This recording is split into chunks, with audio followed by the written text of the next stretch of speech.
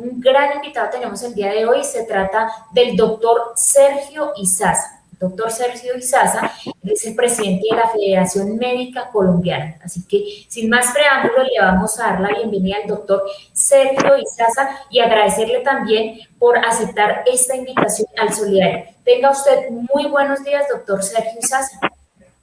Buenos días, Paula, buenos días, Miguel, y todo el personal técnico del Solidario y a todo el público, todos los que nos están escuchando. Muchas gracias por la invitación. Sí, muy buenos días. De verdad, doctor Sergio Izaza, gracias por aceptar nuestra invitación al Solidario del día de hoy, en este tema, lógicamente, de coyuntura, un tema también bastante delicado y queremos pues aprovecharlo porque hay bastantes inquietudes frente a esta situación que hoy vive el pueblo colombiano con el tema de los fallecimientos y de esta pandemia que le correspondió vivir a la humanidad prácticamente. Doctor Izaza, quisiéramos iniciar con la siguiente inquietud. ¿Cuál es esa comparación colombiana en el ranking mundial en muertes y contagios por causa del COVID? Bueno, la situación real es que Colombia nunca ha estado bien desde el año pasado en ese ranking mundial. Siempre ha figurado dentro de los primeros 15 lugares en una evolución problemática, con muertes por millón importantes, con no cobertura de la población en cuanto a la realización de pruebas para hacer diagnósticas, con tardanza en la toma de medidas para prevenir y controlar la propagación de la enfermedad, etcétera. De manera que por ese lado, comparativamente, siempre hemos estado mal. Y en términos de lo que es la vacunación, pues tampoco estamos bien. Desafortunadamente, Colombia ascendió al nada honorable o honorífico, puesto número 3 de la situación donde estaba. Y entonces es uno de los 3 países que más muertes por millón tiene actualmente en el mundo. Preocupante estas cifras, desafortunadamente. En otros tiempos nos destacábamos por algunas otras situaciones, pero hoy, lo acaba de decir el doctor Izaza, pues desafortunadamente estamos ascendiendo en ese ranking mundial a los primeros lugares por fallecimientos y lo estamos viendo desafortunadamente en nuestro país. En América Latina también, pues las cifras son bastante delicadas. Estamos con un número muy, muy alto de fallecimientos que ya pues más adelante haremos referencia. Doctor Izaza, ¿cuál es el análisis en este primer semestre en el manejo de la pandemia, en lo que va corrido del 2021 en nuestro país? Bueno, pues lo que ha ocurrido en el 2021 tiene que adicionarse a lo anterior, al año anterior. Y el manejo en términos generales se ha caracterizado por ser insuficiente e inoportuno y por una no planificación real. Eso por un lado. Y por otro lado, por el desdén en escuchar a los especialistas en la materia, a los grupos de sociedades científicas que conocen este tipo de temas y simplemente rodearse de personas que asesoren el proceso. Entonces, esto por un lado. Por otro lado, la concepción misma del manejo de la pandemia desde el año pasado. Esa concepción corresponde precisamente a lo que es el mismo concepto empresarial del sistema de salud. En vez de nombrar un comité o un equipo multidisciplinario amplio para manejar todas las contingencias en términos organizativos, etcétera, se creó, ustedes recuerdan, la gerencia de la pandemia. Esto no es pues supuestamente no debería ser una empresa. Claro que detrás de la pandemia, entre estas cosas, ha habido personas que han gerenciado muy bien sus oficios para obtener beneficios en el río revuelto. Entonces, ese es el otro elemento importante. Ahora, en la situación actual, se habló desde el año pasado, desde octubre del año pasado, de la autorización de unos dineros para la compra de las vacunas. Y desde esa época se planteó el secretismo al cual nos opusimos en todo lo que era la negociación de las vacunas. ¿Esto qué significa? Significa que realmente nadie sabe a ciencia cierta, salvo el gobierno y eso, cuándo llegarían las vacunas y cuántas vacunas realmente iban a estar llegando. Eso por un lado. Por otro lado, la cuestión de lo de los costos. De manera que ese es el otro elemento que hay. Y cuando usted no tiene el elemento que va a administrar y que planificaría y entregar para lograr en un tiempo determinado unos objetivos específicos, si usted no tiene el insumo que es la vacuna, ¿qué plan hace? ¿Qué planificación hace? Eso es por ese aspecto. Y la otra cuestión es que la velocidad, pues precisamente por todo ese problema, no, a que se ha venido vacunando, todavía estamos en déficit. Si se sigue vacunando a la velocidad que se está vacunando hasta ahora, no creo que vayamos a conseguir el 70% de personas vacunadas a 31 de diciembre de este año. Efectivamente, el tema de la vacunación es un tema bastante complicado en nuestro país. Hoy se han agotado también las vacunas. Y bueno, también hay otras inquietudes, Paulita, con respecto a este tema de la vacunación, ya que lo está abordando el doctor Izaza. Así es, Miguelito. Bueno, yo quisiera preguntarle al doctor Izaza, esta semana hemos visto que se ha presentado un fenómeno de escasez de las vacunas en este marco. Doctor Izaza, ¿será que, o considera usted que nos demoramos en esa adquisición de vacunas? Pues ya como usted lo había dicho, negociación que viene dándose desde el año pasado. ¿Será que nos demoramos en esa adquisición de vacunas y es por ello que se presenta este fenómeno de escasez? Pues sí, las cifras ciertas de eso solamente no las podría dar el gobierno, pero la forma como se ha negociado, en donde, no sé si ustedes recuerdan que hubo un debate o hubo debates en el Congreso de la República, en donde algunos parlamentarios plantearon que se hiciera negociación de Estado a Estado, Estados soberanos entre sí, para establecer la compra. Eso no progresó y hoy prevaleció la fórmula de que el Estado colombiano negociara directamente con la industria farmacéutica.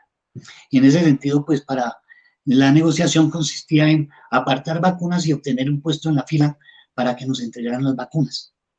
Y ahí no se tuvo en cuenta una cantidad de situaciones, que había estados mucho más poderosos, con más poder económico y mayor capacidad adquisitiva y mayor capacidad de negociación ahí, que obtuvieron y garantizadas las vacunas. Es el caso de Israel, es el caso de Canadá, que compró cifras de vacunas superiores a las necesarias.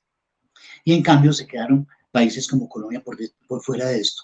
Por otro lado, el mecanismo COVAX, que se suponía que iba a ser una gran ayuda en ese sentido, tampoco ha funcionado como se esperaba, porque simplemente depende de la voluntad, de la buena voluntad de los países integrantes y de que esta cuestión se pueda desarrollar. Pero a su vez, ese mecanismo depende de que la industria farmacéutica que produce las vacunas las entregue a tiempo. De manera que es evidente que el país no logró entrar a tiempo ni en la suficiencia de la cantidad de vacunas y estamos recibiendo a cuentagotas la vacuna. Esto tiene un efecto negativo sobre el control de la pandemia, porque ustedes saben que ya han salido una cantidad de variantes del virus que se han ido propagando por el mundo y que esto es consecuencia precisamente de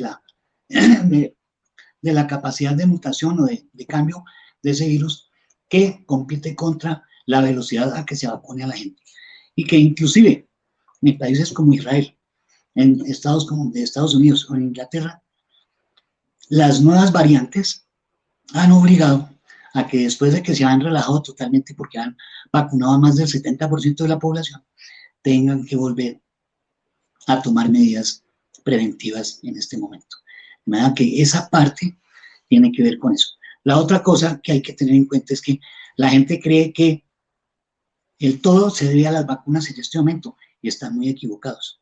Por ejemplo, nosotros no conocemos, no sé por qué los medios no se dedican a esto, los manejos exitosos de otros países en el sudeste asiático. Por ejemplo, en la misma China, en Taiwán, en Nueva Zelanda, en Australia, en Vietnam, en donde el manejo esencial desde el comienzo ha sido el de la política de control de la propagación del virus. ¿Y cómo se logra esa política de control de propagación del virus? Ahorita esos países tienen nuevamente cerradas las fronteras. Israel también tuvo que cerrarla precautelativamente. Entonces tienen temporalmente cerrada la frontera, ¿sí? Tienen también que quienes quieran ingresar después de esto, tienen que mostrar su negatividad, pero además tienen que usar tapabocas permanentemente.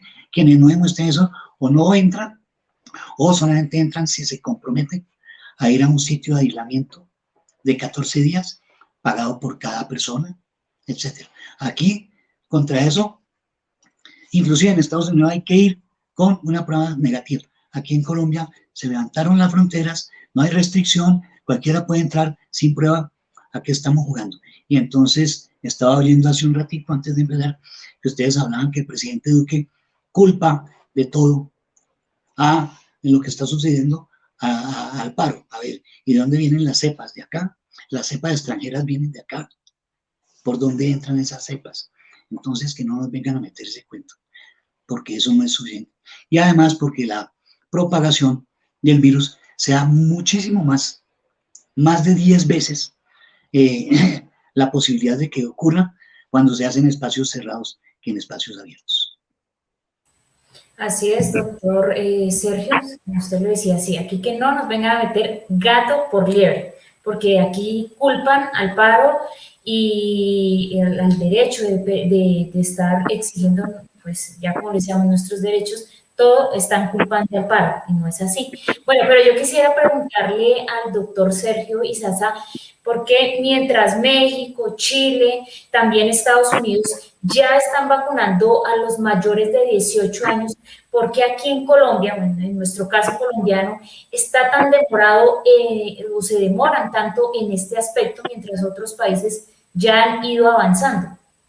Pues yo creo que esa pregunta hay que hacérsela directamente al ministro y a sus asesores, a sus compradores, al gerente de la pandemia, porque nosotros no tenemos cifras sobre eso, ni tenemos conocimiento directo de por qué es eso. Uno asume que si eso está demorado es porque no hay el insumo es la vacuna. ¿Y por qué no la hay? Pues simplemente porque no nos ha llegado, ya sea por el mecanismo COVAX o por el compromiso directo que se ha adquirido con las empresas. Ahora, desafortunadamente aquí se hizo la cuestión con dos de las marcas, con la vacuna, la de Pfizer y la de Sinovac, la empresa china y la empresa norteamericana, y resulta que ya hay muchos estudios de revistas científicas de Science y de revistas de infectología e inmunología mundialmente reconocidas, y por pronunciamiento de la misma OMS, que ha demostrado que todas las vacunas sirven. De manera que lo que hay que buscar es, nosotros hemos propuesto desde el año pasado, que la vacunación debe ser masiva, abierta a todo el mundo, porque el objetivo es buscar la mayor cantidad de personas protegidas y produciendo anticuerpos en el menor tiempo posible. Pero además, con unas, ¿cómo se dice?, prerrogativas especiales o preferencia por efectivamente las personas según la edad, ¿sí? Pero además, todas las personas que en su trabajo están en riesgo de adquirir la enfermedad y propagarla. ¿Quiénes son ellos? Entonces son todo el personal sanitario, que todavía no se ha logrado el 100% de control, de vacunación. Faltan unos cuantos. Todo el personal sanitario, todo el personal de transporte público, de los buses, porque estos están en contacto con la gente, son susceptibles de enfermarse, de transmitir y enfermar. Todas las personas que trabajan en supermercados, tiendas, etcétera, bancos, droguerías, a la que la gente tiene que estar. Y mire una cosa, lo que decíamos desde hace tiempos, ¿quiénes están poniendo los muertos? Los que están en la edad laboral, económicamente activa. La mayor cantidad de muertos últimos son entre los 30 y los 50 años. Y esa es una población que es la más susceptible de enfermarse. Son los que realmente producen la fuerza, son la fuerza de trabajo y los que producen la riqueza. Y entonces vean la paradoja. Se abre la economía, es que para salvarla se abre toda la cuestión, pero entonces a costa de las vidas. Y bueno, seguramente eso no importa porque de eso es que hay en el mercado laboral gente desempleada. Entonces, ¿qué importa? Pues se contrata más gente y listo. No se ha hecho el control de las segmentaciones de los horarios de trabajo, ni el incremento de las frecuencias del transporte público para que haya menos gente apiñuscada en los buses y en el metro, etc. Entonces, con esas medidas completas, suficientes, pues no se hace. La otra parte que hace falta, el seguimiento de pruebas de personas que son positivas, hacer el seguimiento a los que han estado en contacto con ellos a partir de ese momento y con quienes estuvieron ellos en contacto, para poder establecer en cada sitio, en cada ciudad, donde hay focos de contagio y ahí sí hacer selectivamente cuarentenas. Pero es que si esas cosas no se hacen, miren, hasta ahora llegamos a 108.000 pruebas diarias. Y pues supongamos que esté desactualizado y que hayamos llegado a 130 o 140.000 pruebas diarias. Cuando Colombia desde el comienzo debería estar haciendo 50.000 pruebas diarias, más otras 100.000, por la cuestión de los seguimientos, mínimo 150.000 pruebas diarias. Taiwán, hoy en día, con la pandemia controlada, con 5.000 muertos en año y medio, y solamente 5 actualmente. ¿Sí? Todavía mantiene obligatorio el uso de la mascarilla, las pruebas para ingresar al país, un mecanismo en que cada persona que tenga un celular tiene un mecanismo de GPS para saber, de GPS, para saber dónde se mueve y llamarlos y decirle, usted está saliendo de su zona. Y están haciendo con 25 millones de habitantes 360.000 pruebas diarias. Entonces, con esos elementos se puede hacer la cosa.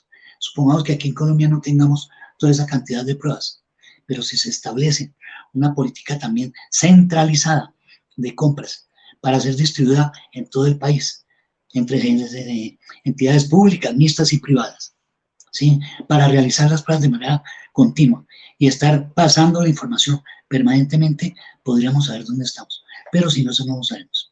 Bueno, a las 10:35 de la mañana retomamos aquí con nuestro invitado. Recordemos que es el doctor Sergio Izaza y estamos dando desarrollo a ese tema y ese análisis comparativo de contagios y muertes por COVID en el caso colombiano. También le recordamos a todos nuestros asociados. Ahí en Facebook ya encuentran nuestra encuesta. Usted puede participar también, dejarnos a través de nuestras redes sociales también su opinión acerca de este tema que estamos tratando. Recuerde la encuesta. Según el presidente Duque, las aglomeraciones de las últimas semanas son causa de las 10.000 muertes por COVID. ¿Está usted de acuerdo con esta apreciación? ¿Sí o no? Bueno, Miguelito, tenemos más preguntas para nuestro invitado. Efectivamente, Paulita. Bueno, doctor Izaza, hoy se pueden citar algunas situaciones de fiestas, de reuniones, de pronto la gente sin tapabocas en las calles, el comercio abierto. Bueno, y ahora la pretensión también del Ministerio de Educación del ingreso de los docentes y estudiantes a las instituciones educativas. Pero bueno, este tema ya más adelante lo concretamos. ¿Cuál es, según su apreciación, doctor Izaza, la causa de este alto número de contagios que podemos decir que estamos viviendo los momentos más críticos de la pandemia? Sí, estamos viviendo momentos realmente críticos. Yo nunca creí que fuéramos a llegar a más de 60 personas muertas diariamente. Y aquí hay causas múltiples, ¿no? Por un lado, pues las medidas de control general no se han aplicado y las poquitas que se están aplicando son insuficientes, pero además son inoportunas. Por eso me refería yo a los cinturones epidemiológicos, al control de fronteras, etcétera. Y eso tiene que ver muchísimo. Ahora, decía anteriormente que no es lo mismo estar en el espacio abierto que estar en un espacio cerrado. Yo quiero que hagamos el siguiente símil para que la gente entienda la diferencia. Tomemos un frasco transparente lleno de agua limpia y echémosle unas gotas de tinta del color que quieran, rojo, negro, verde, ¿sí?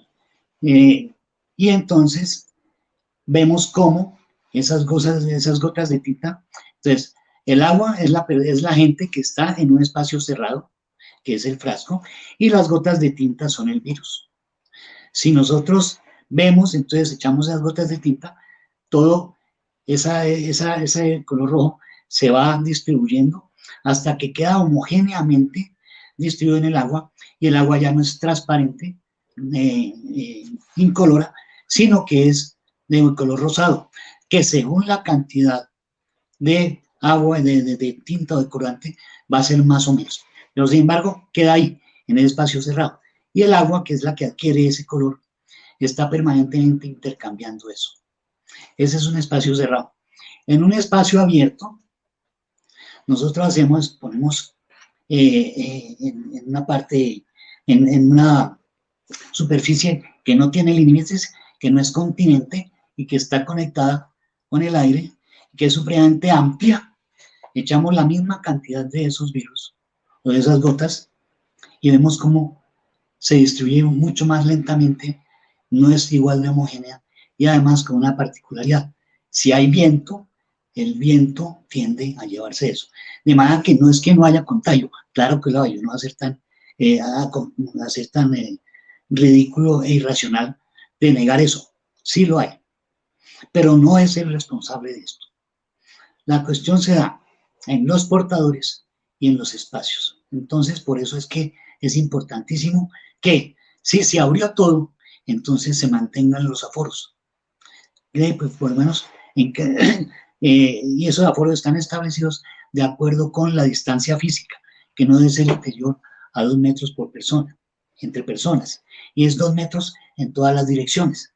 De manera que esos son 2 por 2, 4 metros cuadrados en un espacio, tiene que haber por cada 4 metros cuadrados una persona, y sobre esa base es que se hace el cálculo del aforo, teniendo en cuenta cuánto es el área del sitio donde va a estar la gente.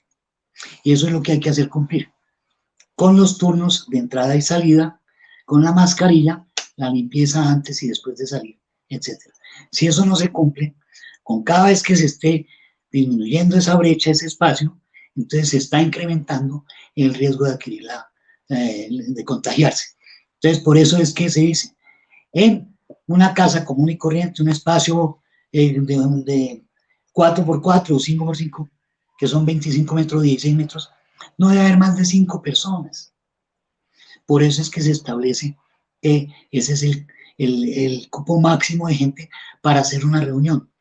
Y la otra cosa, entre más tiempo esté, más riesgo hay de contagiarse, porque la gente puede reinhalar y entonces esta cuestión se da. ¿Sí? Creo, no sé si quedó clara la cosa, pero gráficamente yo creo que va a ser muy difícil que a la gente le olvide lo que es un frasco cerrado o unas gotas rojas que se meten. Y entre más gotas, pues más rojo es y más contagiada está la gente. Así que sí es cierto que las aglomeraciones pueden ayudar a eso, pero no son la causante. Y pues lo que pasa es que estas son otras de las técnicas o tácticas publicitarias que utiliza el señor presidente Duque para culpar a todo lo que es cualquier movimiento social que reclame sus derechos y acusarlos como responsables de todos los males de este país. De manera que está muy equivocado y está equivocada la gente que le crea y no podemos estar con ese tipo de postura. Es más, la ciencia lo rebate rapidísimo.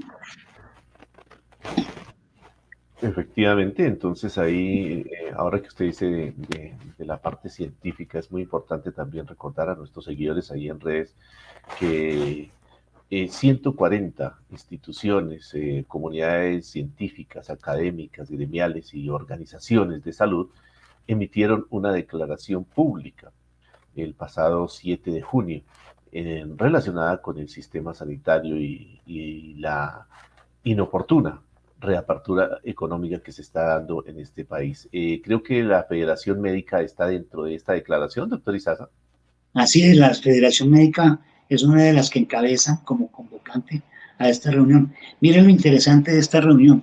En esta reunión participaron una cantidad de médicos y de otras disciplinas, enfermeras, ingenieros sanitarios, abogados, economistas, etcétera, que a pesar de que hay diferencias de tipo ideológico entre ellos, la gente se centró fue en la importancia y el objetivo de resolver y apoyar al gobierno en la cuestión de resolver esta situación desde una perspectiva netamente científica y de interés por la salud de la población. Fue lo único que nos unió.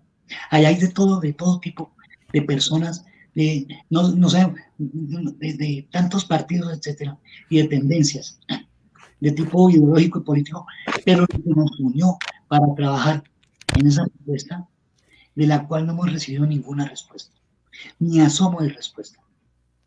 ¿Sí? Fue eso, y apoyar al gobierno, apoyar como han hecho en esos países que les decía. Estuve antenoche en un foro invitado por la República, por Taiwán, ¿sí?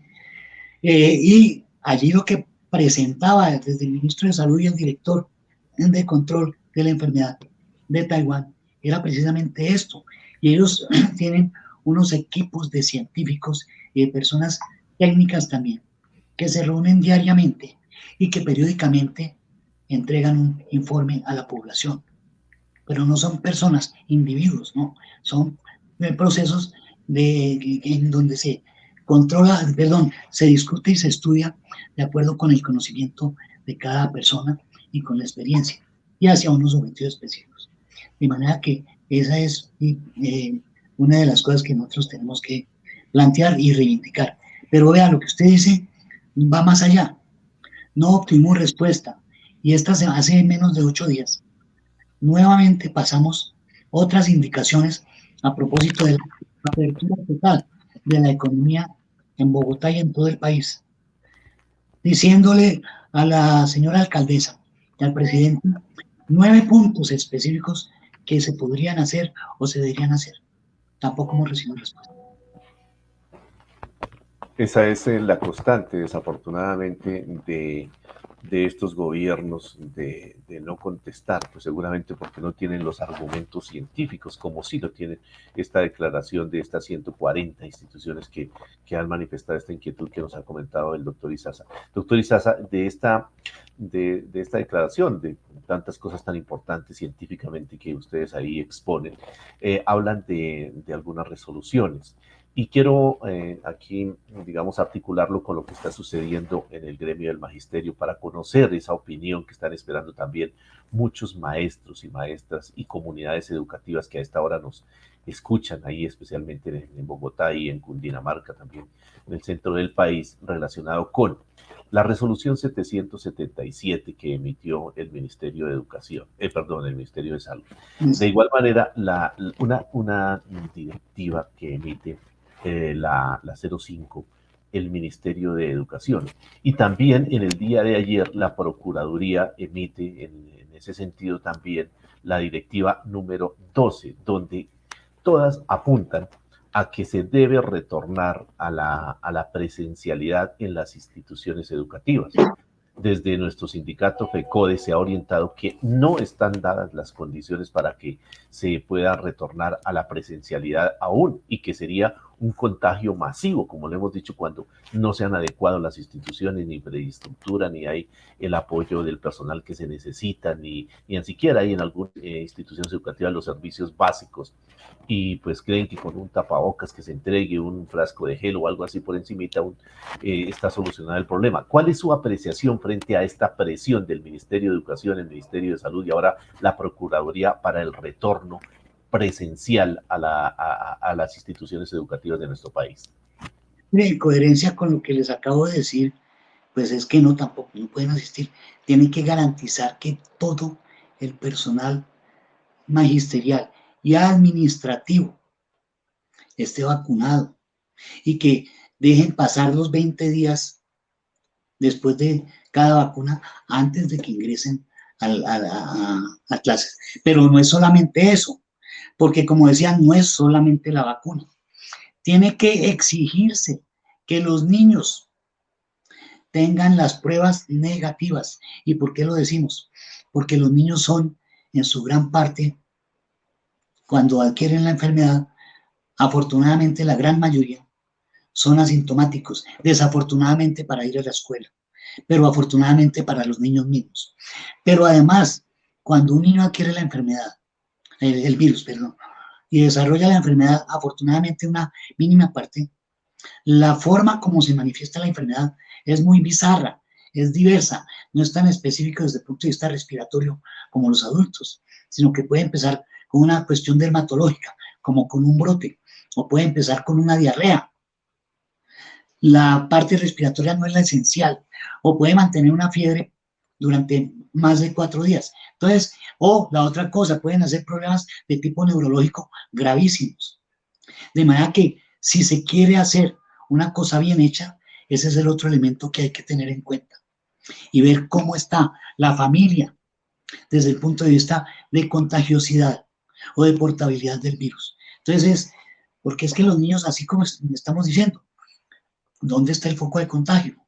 Entonces, no solamente los maestros van a ir, los niños también van a ir. Y allá van a estar en unas condiciones en donde va a haber el frasco otra vez con el colorante, dependiendo de la amplitud del frasco y de la cantidad de colorante, pues entonces se infectan más o menos.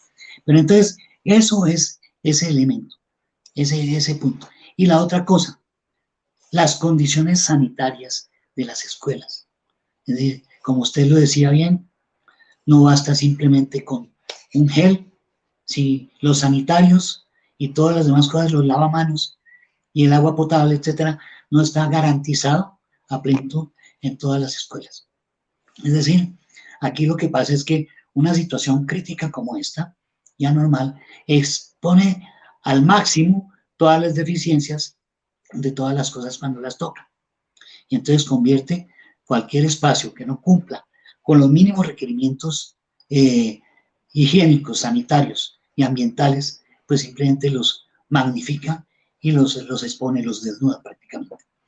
De manera que nosotros estamos de acuerdo, y yo en particular, de acuerdo como médico, como padre, como abuelo, y como solidario y admirador de los maestros, de la labor que cumple cada maestro, como el que me enseñó a mí o los que me enseñaron a mí, que hay que preservar esa vida y esa salud de estas personas. Igual que hay que preservar la salud y la vida de nosotros, el personal sanitario.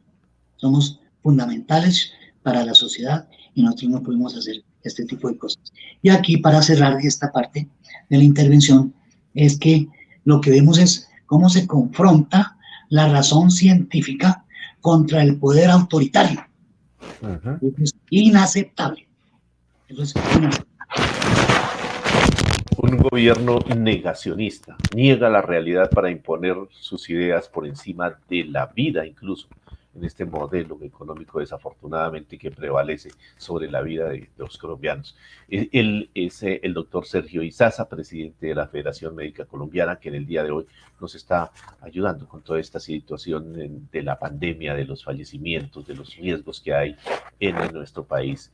Sé que también hay muchas inquietudes a las 10 de la mañana, 50 minutos por parte de nuestros seguidores. Paulita, quisiera que pudiéramos rescatar algunas de las preguntas que están ahí para abordar con el doctor Izaza. Usted lo ha dicho, Miguel, hay muchos de nuestros asociados y de las personas que están ahí conectadas que tienen dudas. Y aquí hay una pregunta muy importante que Aura Catalina Quintero le quiere hacer al doctor Sergio Izaza, y es la siguiente.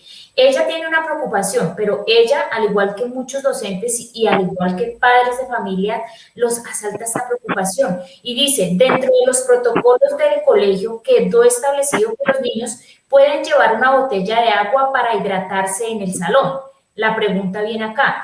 ¿Esto no sería un riesgo tanto para los alumnos, tanto para los estudiantes, también como para los docentes?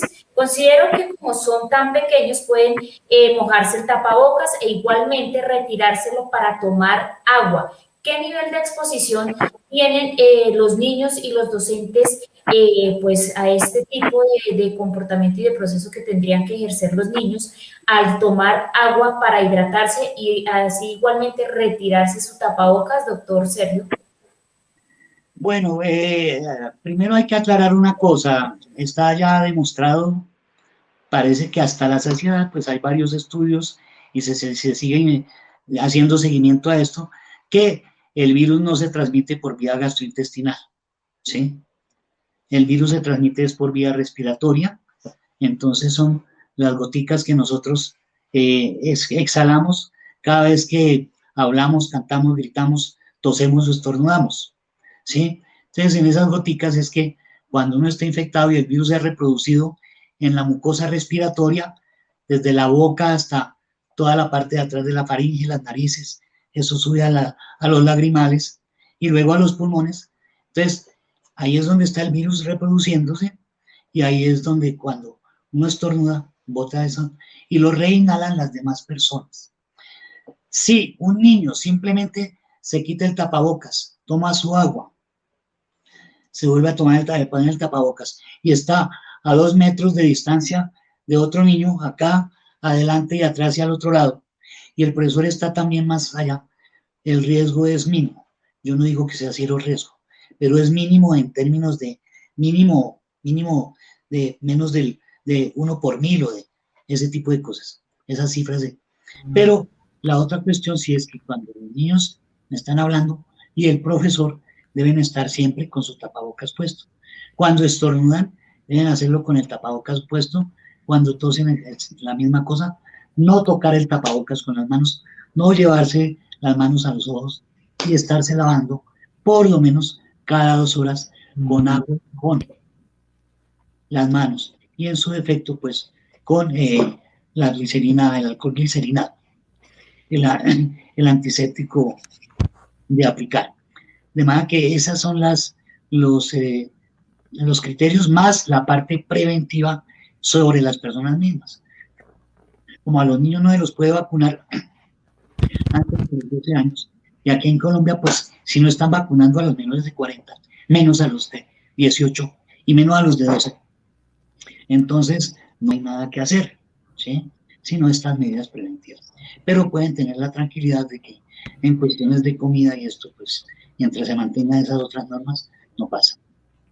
Doctor Izaza, también hay una inquietud aquí importante que debemos plantearle. Bueno, aquí María Cris Cori, María Cris nos pregunta, dice que el gran científico e investigador Iván Duque afirma que la segunda dosis se puede aplicar 3 meses después. ¿Qué podemos decir al respecto? Mire, doctor Izaza, Pfizer ha salido a desmentir esto y casos que, por ejemplo, me puedo colocar como ejemplo. Me colocaron la Pfizer y me dijeron que a los 21 días debía aplicarme la segunda dosis. Esta se cumple el próximo 1 de julio y ahorita no hay vacunas de esas, no están. ¿Cuál es el concepto desde el punto de vista científico frente a ese distanciamiento en el tiempo de una dosis y la otra? No, pues que el desarrollo del imaginario, de la imaginación de nuestro presidente y de nuestro ministro de Salud es inconmensurable, es una cosa envidiable desde el punto de vista de su capacidad de fantasía, pero además es terriblemente preocupante en su capacidad de inventar cosas que no son ciertas, porque esta cuestión no está sustentado. En la resolución del ministerio no hay ningún soporte científico, ninguna referencia a la literatura científica que soporte eso.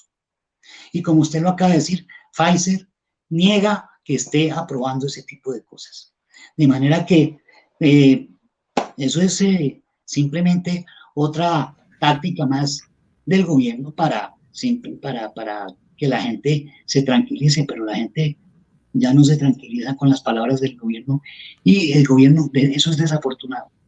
Porque con cada paso en falso que dan, la gente confía menos en su gobierno. Y uno de los puntos claves para lograr el control de una enfermedad epidémica como esta pandemia, es pandemia porque es una epidemia en todo el mundo. Entonces, para lograr cualquier control de una enfermedad de estas, se necesita, en primera instancia, es lo primero, que su población confíe en el gobierno. Cuando confía en el gobierno, es como cuando uno cree en su papá y en su mamá. Mi hijito por ahí no que le hace daño, haga esto. Y entonces uno llega, bueno, y le hace caso. Pero si entonces, mi hijito no diga mentiras que eso es malo. Oiga, diga que yo no estoy, que es que esto, que no, que después vengo. Y el niño está oyendo, pues esa cuestión no sirve. De manera que no comamos cuento. Así es, doctor Sergio. Bueno, yo rápidamente, porque se nos está agotando el tiempo, rápidamente quiero hacerle 2 preguntas en una. En este momento, ¿considera usted que las vacunas que tenemos actualmente son ese apoyo para inmunizar las nuevas cepas que están llegando a nuestro país, en este caso como la Delta? Y también quiero preguntar por qué hay países que ya como República Dominicana, y tengo entendido también que Estados Unidos y Reino Unido están contemplando en aplicar una tercera dosis. ¿Es necesaria esa tercera dosis o por qué dichos países han tomado esta decisión? Bueno, entonces fíjense la diferencia. Por un lado acá se retrasan la segunda obligatoria y por otro lado allá la misma Pfizer y las otras farmacéuticas en estudios que han hecho han demostrado que al poner un refuerzo adicional se repotencia la producción de anticuerpos y por lo tanto protege mejor. Esa es la misma razón. Nosotros, por ejemplo, los pediatras somos vacunadores natos. Yo llevo 40 y pico de años vacunando. Y uno pone, y todos los que sean papá o mamá, que sabe que le pone al niño primera, segunda y tercera dosis, y al año después de la última un refuerzo, y a los 5 años otro refuerzo. Ese es el criterio que plantean las casas farmacéuticas, que después de entre 3 y 6 meses después, se puede poner un refuerzo. ¿Por qué? Eso tiene una causa científica, no imaginativa como el señor ministro o el señor presidente. Tiene una causa científica. Quiere decir que cuando se hace seguimiento a la población vacunada de la producción de anticuerpos después de aplicada la vacuna, cuando se mantienen, suben, se mantienen y cuando empiezan a decaer. Y lo que se ha visto es que en las personas en que menos tiempo logran mantener los anticuerpos estables y empiezan a decaer, es que en unas llevan a los 3 meses y en otras, en lo que va, pues llevan 6 meses y esas se mantienen. Pero entonces, ante el hecho, pues se recomienda poner la vacuna de refuerzo a los 3 meses. ¿Queda clara esa parte? Bien. ¿Cuál era la segunda pregunta?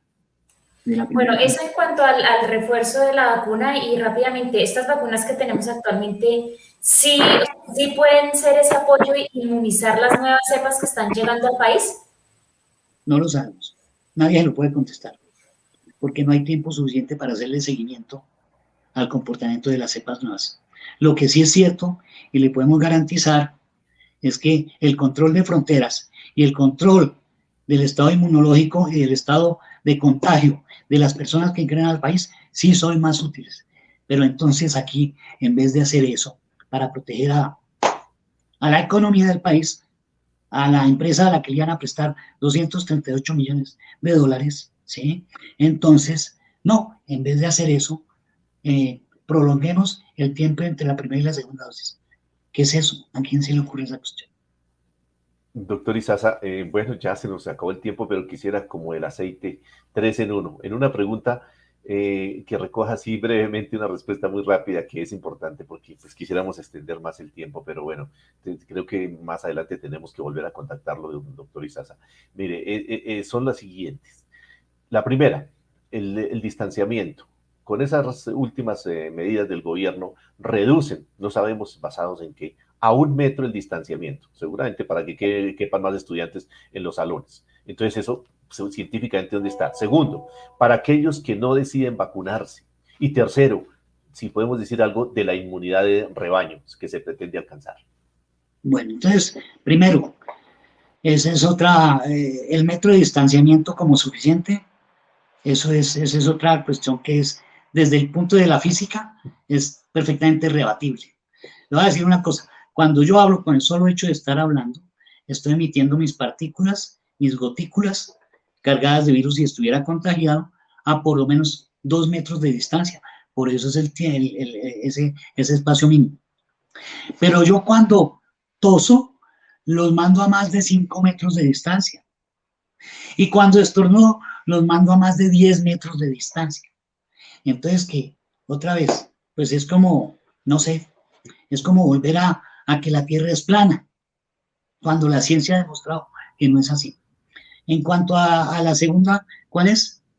El tema de aquellos que deciden no vacunarse. Bueno, desafortunadamente, pues estas personas tienen una postura como dogmática, fundamentalista de la cuestión y desconocen la historia. Si no hubiera sido por las vacunas, el promedio de vida de la humanidad no habría avanzado a lo que ha avanzado. Son las vacunas y el saneamiento ambiental los elementos fundamentales para lograr una salud y lograr lo que hemos avanzado en bienestar y en vida. Y eso tiene que ver precisamente con lo que decíamos, la parte preventiva. Los dos elementos preventivos, el medio ambiente, el saneamiento ambiental, la preservación de la naturaleza y las vacunas. Son elementos fundamentales.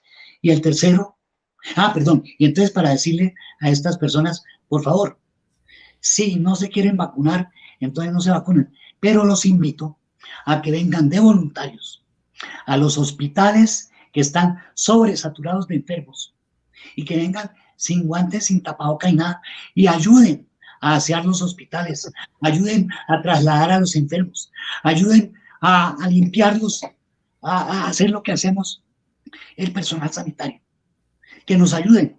Como ellos no creen en eso, entonces, bueno, perfecto, háganlo. Pero entonces vengan y trabajen por los que sí están enfermos.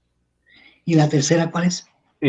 Bueno, como una situación de proyección y de esperanza, si es así, ¿alcanzaremos la tal inmunidad de rebaño? Mientras sigamos con la velocidad en que estamos vacunando, no. Se tienen que vacunar más de 275,000 personas diarias para que con las 2 dosis necesarias lleguemos al 31 de diciembre con el 70% de la población vacunada. Y eso sí es que el tiempo lento que permite que el virus se vaya reconfigurando y readaptando a cada situación en cada medio, nos deja llegar hasta allá. Bueno, muchísimas gracias, doctor Izaza, por esta importante participación en el día de hoy y esperamos tenerlo en otra oportunidad para ampliar todos estos conocimientos científicos que usted nos puede traer, doctor Izaza. Con mucho gusto y muchas gracias por